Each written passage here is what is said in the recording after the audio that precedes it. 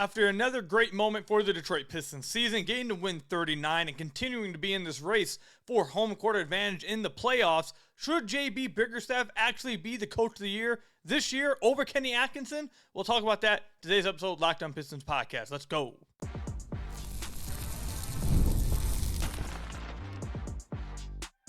You are Locked On Pistons, your daily Detroit Pistons podcast, part of the Locked On Podcast Network. Your team every day.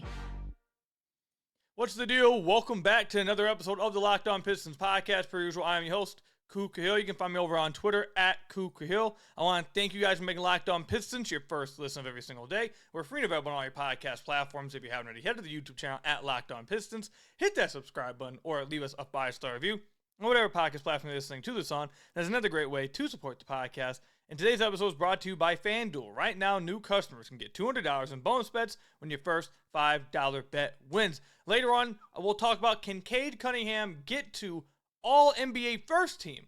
Kendrick Perkins tweeted out and spoke about it on one of the ESPN shows that he's voting Cade All-NBA first team. Is that realistic? Can Cade actually make it? We'll talk about that today as well. Also, what is the Pistons' ceiling this year? They're having a fun, tremendous season, but what is their ceiling? We'll talk about that as well. But I want to start off with two things, actually. One, we're going to start off with obviously talking about JB Bickerstaff and whether he is the coach of the year this year, whether he should win it over Kenny Atkinson. We'll evaluate that. But I want to play for you guys the live reaction from the playback room that we host, or that I host, every Pistons game to Cade Cunningham's game where I want to play that for you guys. Here you go. I don't like that he's not inbounding, to be honest. I don't like that Hardaway's inbounding. Yeah. I'd rather have him or the worst passer. Like, I really in don't the trust league. this. This is scary. Yeah, what? Oh.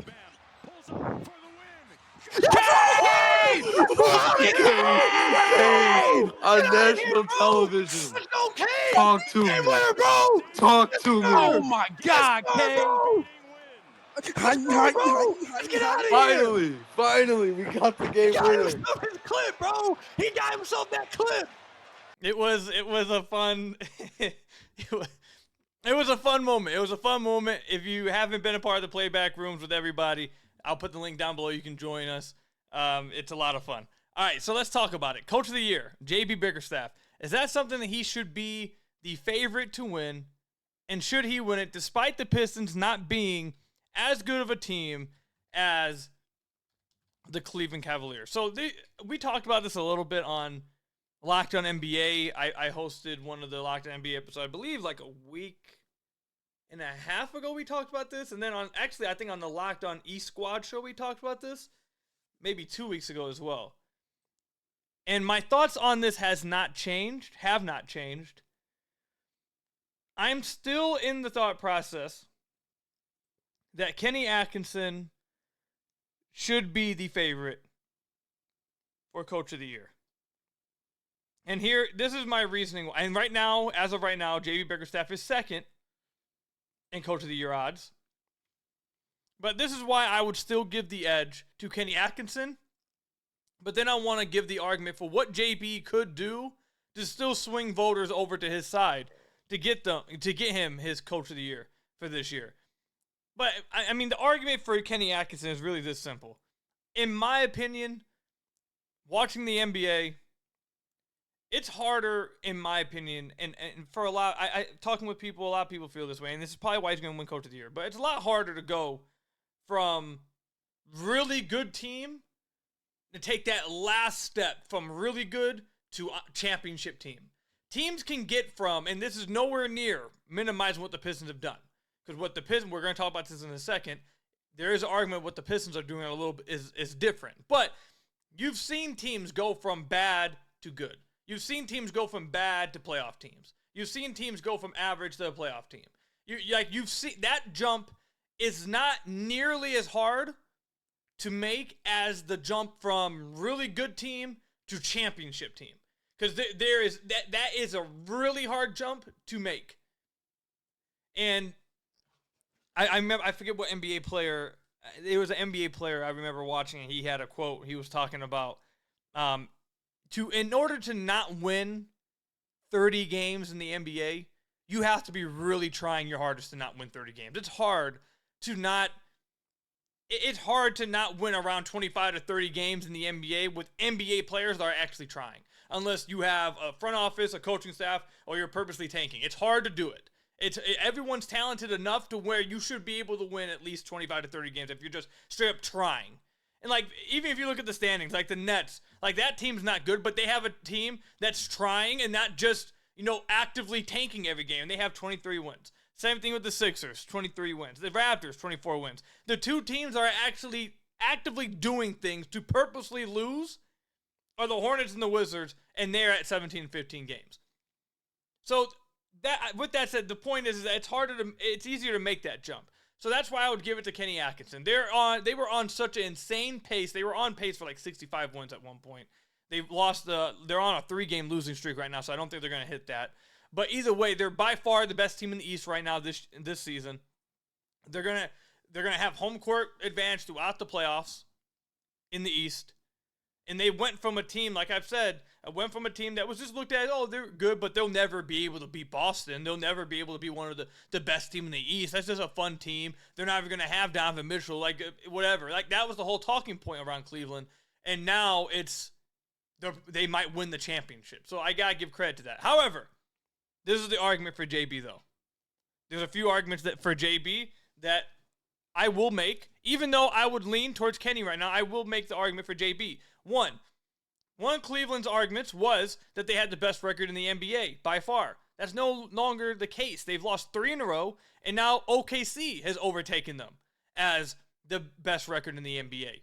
So that is a dent in the armor. That was one of their key arguments, was that they have the best record in the league, they're the best team in the league, and that's due to Kenny Atkinson.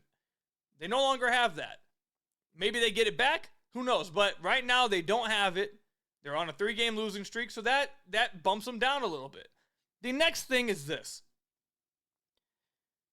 With all I said about teams going from bad to good or bad to playoff teams, that does happen. I think a very legit argument could be made for the Pistons that going from 14 wins to currently 39 on March 20th, with 12 games to go in your season, with the ability to potentially the Pistons. Look, it's open. It's unlikely to happen. It's unlikely to happen, but it's still on the board that the Pistons more than 3 times their win total from the previous season. More than 3 times their win total. 14, 28, 42. That is completely on the board. It's still on the board. They win 45-plus games from the previous season. To win 30-plus games the year after without making any big acquisitions, without making any huge star trades, that doesn't happen. It just doesn't. And the Pistons are doing that right now. So I think while I do inherently believe it's harder to make that jump from good or really good team to great, the Pistons aren't the normal bad team to playoff team. They were literally the worst team, one of the worst teams we've ever seen, and have made that jump to a potential home court advantage team in one offseason without any major acquisitions. And that leads me now to my third argument for JB Bickerstaff. Now, they have to do this. They don't have it yet. But if at the end of this season, you look at these standings, and the Pistons have home court advantage in the playoffs, if they get to the 4th seed, and the Pistons have home court advantage in the playoffs, a year after winning 14 games and having the worst season in franchise history, I will tell you right now, I think that overdoes anything, overseeds. It's better than anything Kenny Atkinson could do with Cleveland. Just making the playoffs, okay, I still think that's not enough. But if they go from being the worst team in the NBA and the worst season in franchise history to home court advantage in the playoffs, he has to win it. He has to win it. Now, they're not there yet. They're a game behind it. They're a game behind 4th seed. But if they get to 4th seed 1 year later, that's the coach of the year. I'm not even just coach of the year. I mean every award for like any Piston that they're in consideration for. I mean, coach of the year, most improved, sixth man of the year, all defensive team for, like, bend the rules. I know he doesn't qualify, but bend the rules for him. If they do that, if they get the home court advantage in the playoffs, give them every single damn award possible. And it's possible they do it. But that right there, I think, that would be more important and more impressive than anything any team, any coach has done this year by a wide margin if they were to get home court advantage. This team's over-under before the year was 25.5. 25.5. And now, while they won't win 11 of their final 12 games, it's technically still possible that they could double their over-under total. If they win the rest of their games, they would get to 51 wins. That would be double the amount of their over-under set before the year. Like, it's still on the board. If they get to that 4th seed, I think JB gets it. I think that's the marker for me. That's the marker. He gets to that 4th seed, the Pistons get to the 4th seed and outrace Milwaukee and Indiana for it, give JB the coach of the year. If he doesn't do that, I think he'll get votes, but Kenny probably deserves it. But let me know in the comment section down below or over on Twitter at KookHill how you guys feel. Should JB Bickerstaff win it over Kenny Atkinson? Is it harder to go from really good team to great championship team? Or is it harder to go from bad to good team? Let me know again, comment section down below or over on Twitter at KookHill. When we come back, should Cade Cunningham be in consideration for all NBA first team? We'll talk about that coming up.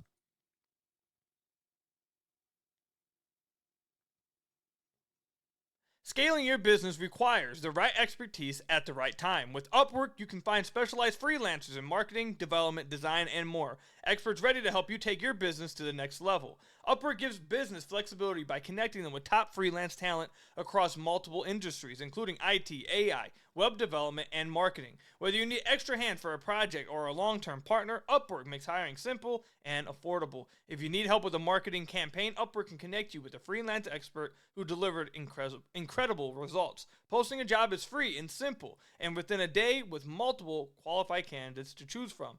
Visit Upwork.com right now and post your job for free. That's UPWORK.com, Upwork.com, to connect with top talent and grow your business today at Upwork.com.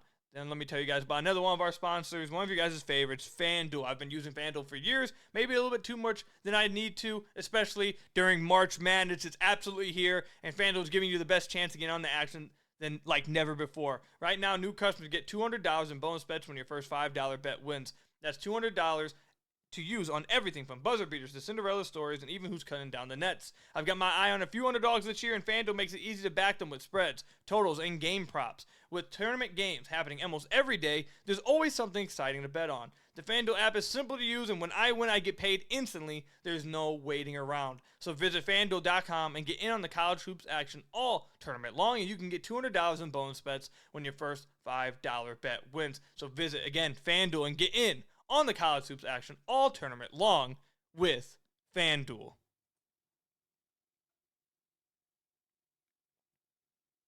So I want to thank you guys again for making Locked On Pistons your first listen of every single day. We are free and available on all your podcast platforms. If you haven't already, head to the YouTube channel at Locked On Pistons. Hit that subscribe button or leave us a 5-star review on whatever podcast platform you're listening to this on. That's another great way to support the podcast. All right. Also, by the way, as we always say, Playback Room, you want to join it, I'll link that down below for you guys. I just did a film breakdown on Jalen Duren and how the Pistons have been utilizing him as a ball handler in the pick and roll. I did that over on my Substack. I'll link that down below so you guys can go check that out. They've been finding some really interesting, creative ways to make multiple variations of their popular DHO actions and turning them into pick and roll reps for Jalen Duren. I broke that down with some clips over on my Substack. I'll link it again, like I said, down below. But should Cade Cunningham make All-NBA first team? I think we have reached the point. I think almost everyone universally agrees. I don't think this is really an argument, but I think everyone universally agrees. Okay, my camera's starting to freeze. Let's go ahead and just exit out a Basketball Reference on my computer. Don't understand why I can't go on Basketball Reference without my camera glitching out. I'll pull it up on my phone. It is what it is.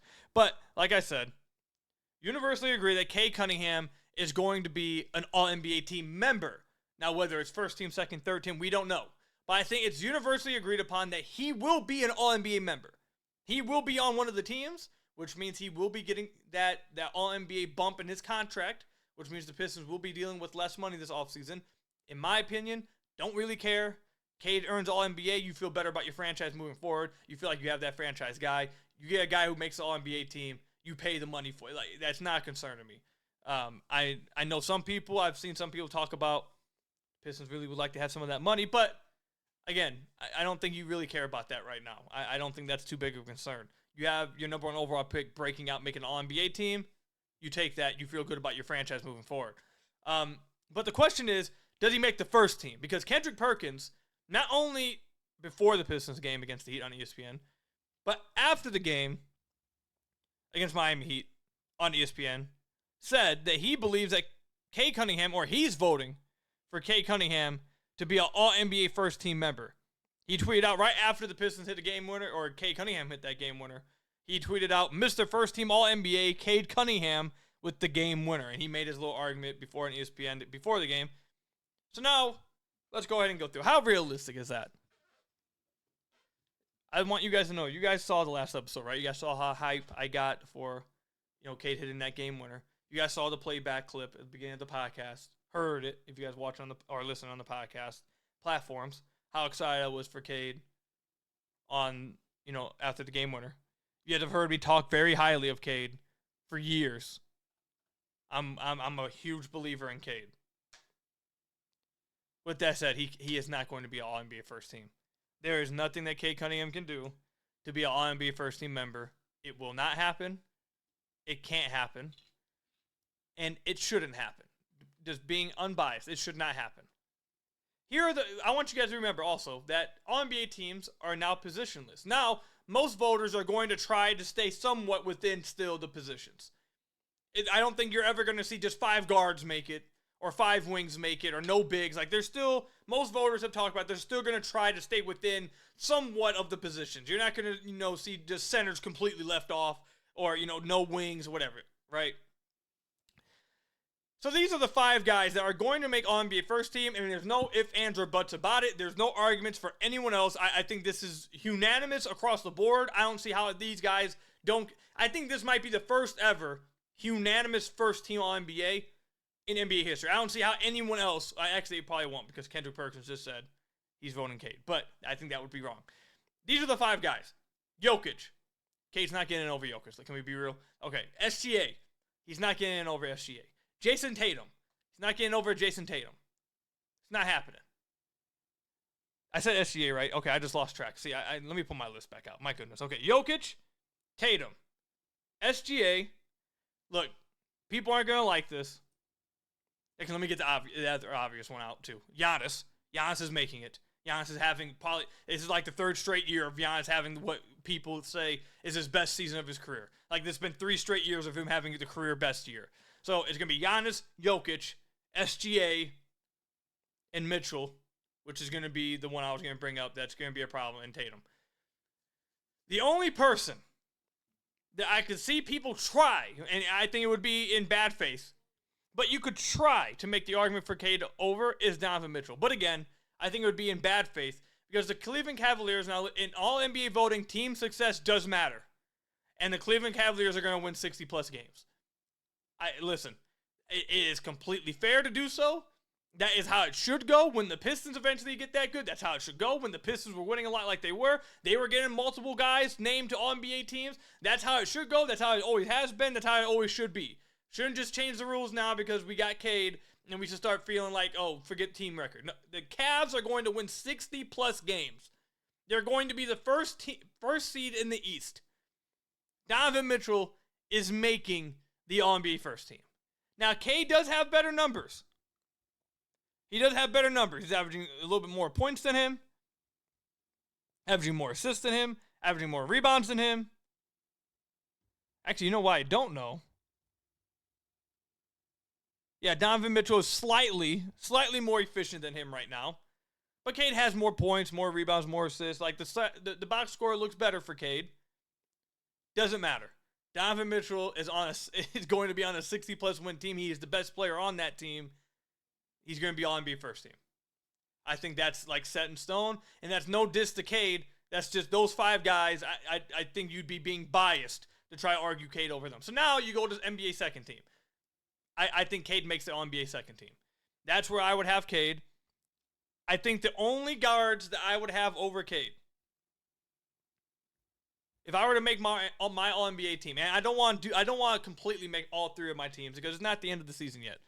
At the end of the year, I will make my all my All-NBA teams, and we'll talk about them. But don't want to do that right now. What I will say is my second team would look something like this. I would have LeBron. I would have Mobley. I would have Cade. I would have Ant. And then that last spot is where it gets tricky. But I don't really question whether I put Cade there. The last spot for the second team is where it gets tricky. I want to put Brunson. I'm thinking about Brunson as the 5th spot there. The other argument would be maybe Steph. I'm not feeling Jaylen Brown. Maybe even Cat. Maybe you go 2 bigs because Cat's having an absurd year. But I don't have any concerns about me or whether Cade will make the second team. I think he deserves it. The only guards I have over him would be SGA and Mitchell. SGA, Mitchell, maybe Brunson, but I have them on the same team. And Ant, but I also have Ant on the same team. But all 5 of those guys are in the same tier, and I think Cade is going to have the PR, the narrative, the storyline, the moments behind him to get more votes than Brunson. I think you could also just argue he's been better than Brunson, but it's definitely up in the air. You could argue either way. But I think Cade's going to have the storyline, the narratives, all that stuff to push him over Brunson. What's going to be interesting, I think what Pistons fans should watch for, because there are a few guards that are fighting for this. There's one guard that they need to watch out for, and that is Ant. Because if the voters try to stay to just 2 guards, and if they make it between Cade and Ant, because the Knicks have the 3rd seed, and they give it to Brunson for the second team. If they do that, and they only want one more guard on there, the Pistons and Timberwolves are both playing relatively the same quality of basketball right now. They're both getting hot at the right time. They're both playing extremely well over the last month. They have basically the exact same record. They're both basically fighting for the exact same spot in their conference. The Pistons are fighting, let's say, not fighting. The Pistons have secured, it seems like, at least the 6th seed, trying to get to the 4th. But I think the most likely scenario so far is they probably end up at 6. I think that's probably what the odds would say, but they're still trying to fight to get higher. The Timberwolves are 40-31, one more win than the Pistons, but are 8th in their conference and fighting to get to 6. So if Minnesota and Detroit end up in the 6th seed, that could be a really close one. That could be a really close one. And maybe if voters lean towards the way of Ant because of his personality or all that stuff, maybe Cade does get bumped down to 3rd team. I don't see that happening. I really think that Cade's probably cemented himself as All-NBA second team. I think he's pretty... it's gotten to a point where I will come out and say I would be pretty shocked if he doesn't get the second team. But I won't be. I don't think anyone should have any concerns about whether he'll be on an All-NBA team at all. He's going to be on one of these All-NBA teams. I would be pretty shocked if it's not second team. He's not getting first team. Don't try and make the argument amongst your friends. Don't go on NBA groups. Don't go on NBA Twitter, NBA community, NBA Reddit, wherever you are, and try to make the argument for Cade first team. You'll get laughed at because it's not a fair opinion. It's not.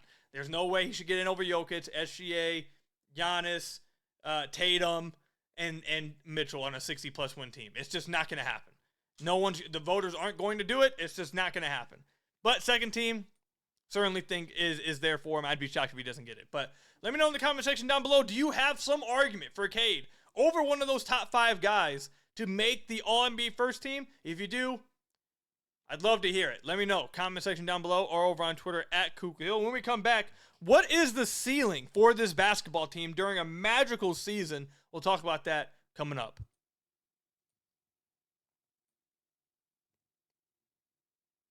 Daylight savings snuck up on us again. Trust me, it got me completely off. My wife was an hour late to work. That daylight savings, man, is always sneaking up on us. And if you're feeling that loss of an hour, 5-Hour Energy has your back. The extra sunshine means more time for fun, but sometimes you need a little boost to power through.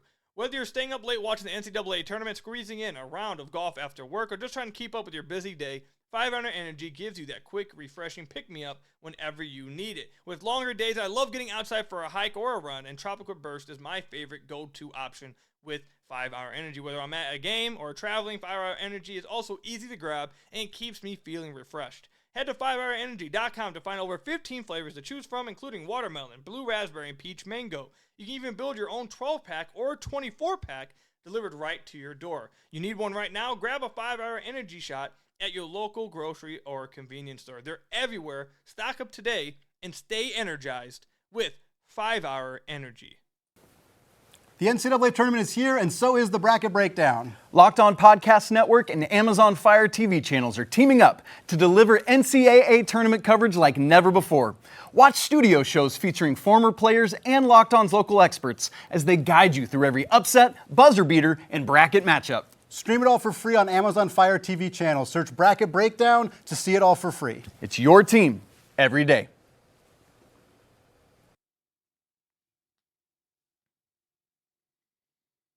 So I want to thank you guys again for making Locked On Pistons your first listen of every single day. We're free and available on all your podcast platforms. If you haven't already, head to the YouTube channel at Locked On Pistons. Hit that subscribe button or leave us a 5-star review on whatever podcast platform you're listening to this on. That's another great way to support the podcast. Before we get to this final segment, I'm recording this late night, March 20th. For those of you out there who watch TV and watch TV shows, Apple TV, you guys probably know what tonight is. If you guys are avid watchers of the show, this is the season finale of Severance, Season 2. It's taken the world by storm, taken social media by storm. All kinds of theories. Everyone's looking forward to it. As soon as I'm done recording this, I can't wait to go watch it. I want to hear from you guys who watch the show. What do you expect to happen in this season finale? And if you've watched it, were you shocked? How do you feel? What are you thinking? What are your theories? All that stuff. Just let me know how you guys are feeling. I can't wait to see this final episode. It's been great. I love this season. I think this season's been absolutely fantastic. I hope it doesn't take them 10 years to make season 3 again. But anyways, let's get to let's get back to Pistons basketball. Enough TV shows. All right. What is the Pistons ceiling this year? They've already by far surpassed every expectation possible, and no matter how this season ends, no matter how, this season is an overwhelming success. Overwhelming. No matter how the season ends. I think let me take that back. The only way that this would not be overwhelming success is if somehow the Pistons lost the next 12 games and fell out of the play. The 6th seed went to the play-in and lost in the play-in. I guess that would be considered, that would not be success. But I don't think anyone thinks they're going to go on a 12-game losing streak all of a sudden. But the incredibly likely scenario is that there's no such thing as a disappointing season now for the Detroit Pistons, no matter what's going to happen. They've soared past their win total. We talked about this in the last episode. They are now postseason locked. They did that this past week, which means they are at least going to be in a play-in. And if you told anyone before the season that in March, before the end of March, that they would be locked into the play-in at the very least, people would be like, what the hell? That is a tremendous season. That was great. What happened? So, great. Everything's going great. No negatives here. What's the ceiling? What's the most they could do? I really think it depends on their matchup. It absolutely depends on their matchup. I think what's going to end up happening, which if you're a superstitious person like some people, you may not like this, but it's already starting to happen. The Pistons are going to be what I don't watch college basketball much, but what's the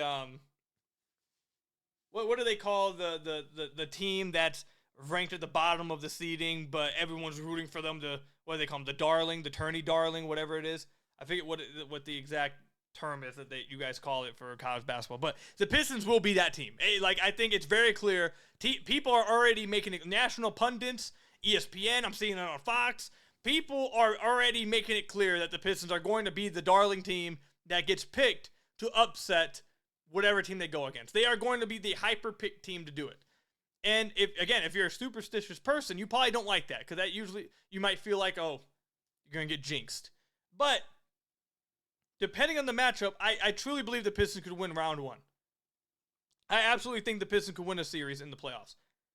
which is I still can't get over it. I can't believe I'm saying that. This is crazy that the Pistons find themselves here. But I think the Pistons could win a playoff series against the Indiana Pacers.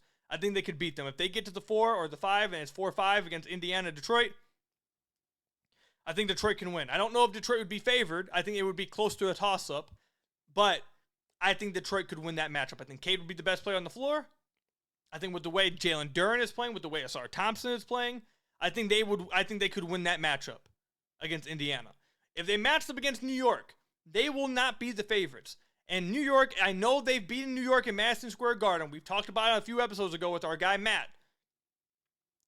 Could they beat New York? Yes. Could they? Yes. Is it possible? Yes. Is it likely? I would say no. Would they be favorites? No. New York really poses mismatch problems. Now, there are some things the Pistons could try to do, but New York is one of the best offenses in the league, and they have matchup issues and answers to questions that the Pistons don't have answers to on their end. So, but they're not unbeatable. So I could see the Pistons pulling it off. It would be an upset of the ages. It would be crazy, but I don't think it's impossible. I don't think they have any chance of being Boston. They don't have any chance of being Cleveland, and they've lost 11 straight to Giannis. They're not beating Giannis. It's just not happening. So if they can avoid Giannis and match up with New York or Indiana, they have a chance to be a second-round team. Now, in the second round, they are losing to either Cleveland or Boston. That will happen. It is what it is. But that's that would be an utterly absurd season from the Pistons, and I think that is their ceiling. The fact that that is their ceiling is crazy enough to say. I think in the playoffs, what could go right for them if they play either New York and Indiana, it's the same thing I keep saying over and over, is that they'll have the best player on the floor, I believe. At least someone that can be the best player on the floor. And their defense, two things real quick when we end the podcast. First thing is their defense has been one of the best, if not the best, in the league over the last few months. And I really think they could cause Indiana problems defensively locked in. If they don't let Indiana just get in their heads and get them off their game to where now they're not playing basketball, now they're playing WWE, now they're playing trash talk, they're trying to cut promos in the middle of the game, I think they can lock down Indiana. I think they could play really well on the defensive end and clamp them down if they don't get, taken out the game. Against New York, again, I think they have some answers. They could hide a wing, like Matt said on a few podcasts ago. They can hide a wing on Cat, put Jalen Duren on Josh Hart, and really put pressure on them to have to try to play through Cat in the post. Put Asar on Jalen Brunson. Live with it and try to get out in transition and run a little bit. I think they could do that. The last thing, though, that they have now, that they didn't have for the majority of the season, which I think has really changed things for them, is Dennis Schroder. He's playing great for them. And even in games where he's not scoring a ton or on hyper good efficiency, whatever, simply having a backup point guard that you're not just getting obliterated now in the non-Cade minutes because you're not able to just run offense. You're not able to get dribble penetration and kick out and get looks right at the rim and create open looks because you're getting rim pressure and forcing defensive rotations. That's something they didn't have for the majority of the season. So I don't think, will they be as good in the non-Cade minutes? No. But I don't think they're going to get obliterated anymore in the non-Cade minutes. So I think those things are going for them. If they get Indiana or New York, I think their ceiling is the second round, which, again, is a crazy thing to be saying right now. I don't think anyone thought this would be the case. So let me know in the comment section down below or over on Twitter at KukaHill. What do you guys think the Pistons' ceiling is? But that's all I've got for you guys today. Thank you guys for making Locked On Pistons your first listen of every single day. Free and available on all your podcast platforms. Hit that subscribe button on the YouTube channel. Leave us a 5-star review, whatever podcast platform you're listening to this on. Join us at the Playback Room. Join us over at the Substack as well. I'll link both those down below. Until next time, I'll see you guys later. Peace out, everybody.